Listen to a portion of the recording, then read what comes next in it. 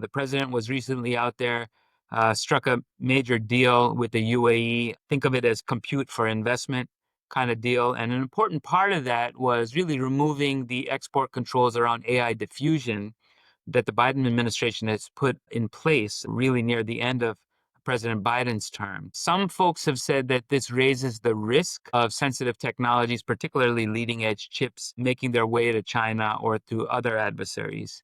What are your thoughts on this?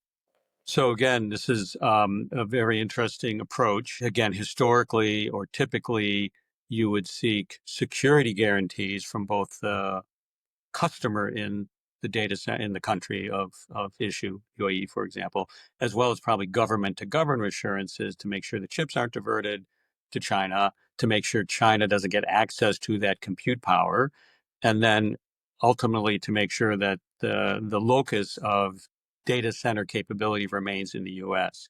But clearly, what's been publicly reported is volumes of chips far in excess of what would have been allowed under the Biden AI diffusion rule.